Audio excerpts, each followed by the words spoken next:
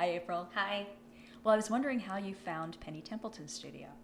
It's a funny thing. I was looking for a great teacher, and I was recommended to her by Ramon Rodriguez, who was featured in the Transformers and the Taking of Pelham 123, and he was raving about her. And I remember we were in LA, and he had like this whole exercise that he was doing, and he was like, "So, what's your core?" I was like, "My stomach." And he's like, "No, the core of your character." And I knew, I was like, wow, this is something different. So it was really through a friend.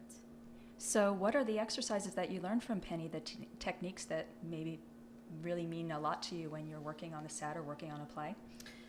One of the exercises that really meant to me was, I guess the first time when we did the bar, and that was a whole exercise I've never experienced before in my life in any other acting class. And, you know, it's this whole process of just really getting to the truth of what's going on in the moment. And usually, you know, as actors, we get all crazy, but Penny has found a way to always get us centered and to always work towards that. And in that center, amazing things happen. So what do you think about Penny herself and her way of teaching? Did you really relate to her? I always say that Penny was my long-lost mother. Although she's not Puerto Rican, I really do think she is because she's so fiery, and I always say she's a rebel with a cause, and I think that's one of the connections that she and I have. And also, you know, she's been such a mentor. More than anything, I can go to her and speak to her about anything that's going on with me, and she always gives me the best advice, and she really, really loves her students. And I think that's what makes us feel so comfortable. It's the love that comes out of it, and that's so important. So what do you think is the most helpful thing on the set when you're preparing a character that you've learned from studying with Penny? I definitely think just knowing what exactly you want to do. Although you can't always have all the control, because, you know, sometimes when we lose control, amazing things happen. But it's knowing what you want and working it before you get in. Especially for myself, when I was working with Hillary Swank, I used to just work myself up and learning how to remove myself after that, especially if it's a very heavy role. Sometimes we take that home, and Penny's always like, leave it on the set, you know, and it's so important that we do that because we can't carry that. So I just always say, you know, be focused and know exactly what you want from the character.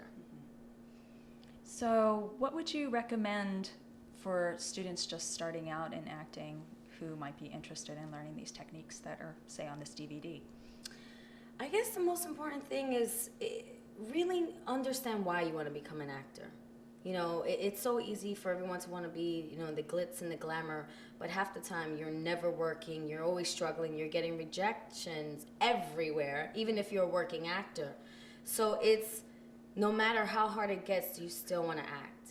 Can you still act for a play where there's no money and is still not going to fulfill you? And if that does, then that's your calling, and then you should move forward and continue with classes and always be open to learning, you know, and share what you learn, because when you share and you give, you always get back. So what was your favorite part of the acting bar? My favorite part is when I get to scream really crazy and just, you know, physically act out, you know, what's going on, because I think when you move physically, things happen, and I've never experienced that before without having Penny in my life and as a coach. So just like physicalizing everything and then just bringing it all together, and it's a bomb. I love it. That's great, April. Thanks so much. Of course. Thank you.